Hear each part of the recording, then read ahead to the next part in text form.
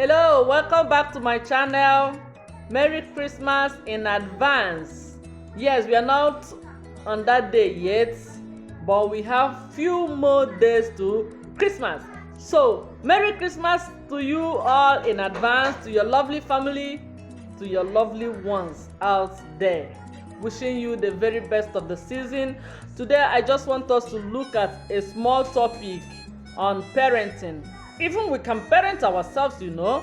Yes, as an adult you can also parent yourself and parent your children.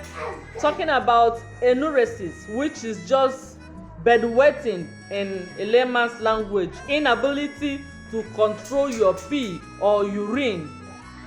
It can be in the night, it can be in the daytime. When you sleep, you will pee on yourself, or when the child sleeps, you pee on she pees or he pees on him or herself. So and you can say that a child has enuresis from age 6 upwards. A child is expected not to urinate again in the bed or on himself, except if there is any abnormal condition, a health challenge to that child. But normally from age 6 upwards, a child is expected to pee in the toilet and not on himself again. So when these problems arises, it can be triggered by many things, like when a child has a small bladder. It can be a persistent urinary tract infection that troubles the bladder, like diabetes mellitus or other untreated infection. It can be delay in development of a child that leads to late toilet training. It can cause the enuresis. Then it can also be due to abnormal hormone problem. There is what we call antidiuretic hormone.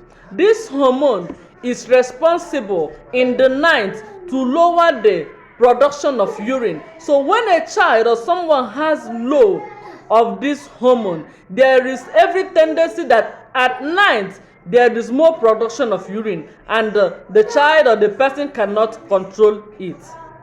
Another thing is caffeine. You know, adults also can have enuresis.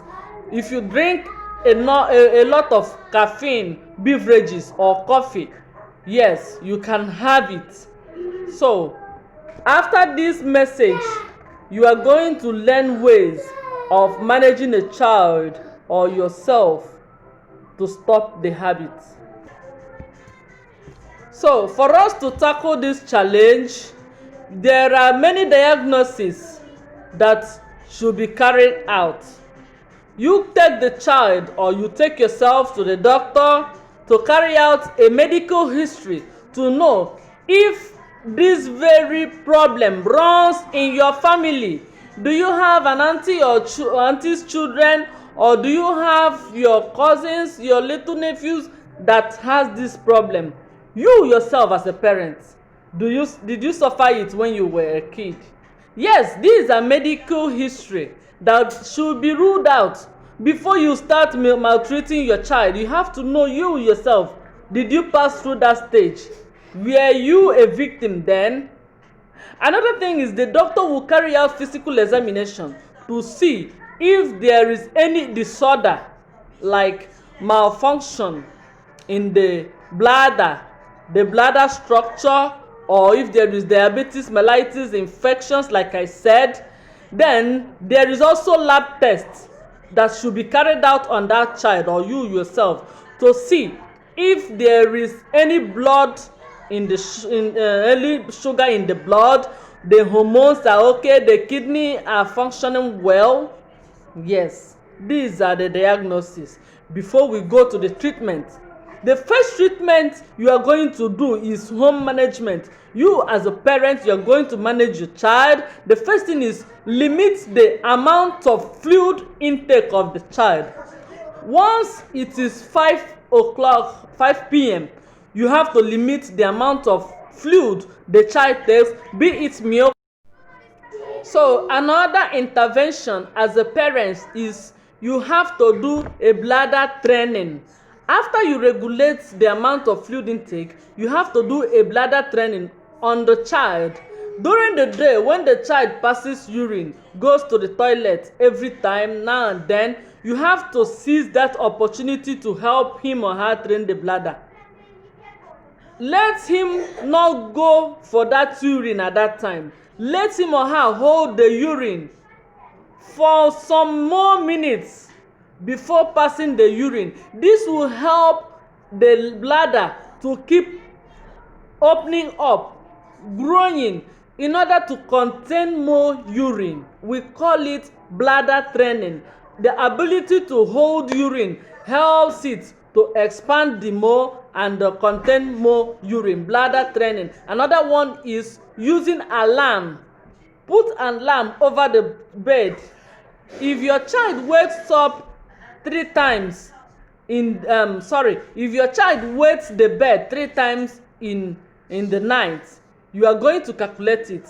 Maybe divide it by 3. Divide the hours the child sleeps by 3. It will give you the amount of time you are going to set the alarm to ring over his or her head for urine. So keeping an alarm over the head of the bed is going to help the child wake up at those intervals he or she pees on the bed and on himself. Is going to help. So you have to plan it. You need to help the child. So you have to sacrifice your sleep and your time. Do it. It's just in the meantime, everything will normalize. Your child will regain back the self-esteem, and you will be okay, and he or she will be okay. Another thing is, you are going to reward the child each dry night that the child did not wet the bed. You are going to reward, even if it's a little thing. Praise the child. Tell him or her good words. Praise him. Not only abusing the child on wet days, you abuse him, you tell him many kinds of bad words. And let me tell you, when you do that, it's going to make the child to have low self-esteem. The child looks down on himself because you have abused him or her. The morale becomes low. The child becomes depressed because he will be thinking on those bad words. You disgrace him or in front of the friends. You disgrace him in front of the siblings. The child is going to be depressed. The child will like to isolate himself because he is not meeting up to your demands. So he or she will be disassociating himself from people. So the last but not the least is medical intervention, where the doctor uses treatment, drugs, to treat the child. But I tell you, this is not the best, because after the medication is stopped, the child is going to get back to urinating again. So it's not the best. What you have to do is learn to manage the child. Behavioral therapy. Train the bladder, set alarm, give rewards. You are going to achieve your aim. I trust this little health talk is beneficial to you and your loved ones. Please try and share this video so that it will get to those that need it. If you have not subscribed, do me this favor by subscribing and pressing the bell so that whenever I post a new video, you will be the first to get it. It's not going to cost you anything. Just do it. You are not paying. It's for free. Thank you for supporting. God bless you till we see next time. Bye.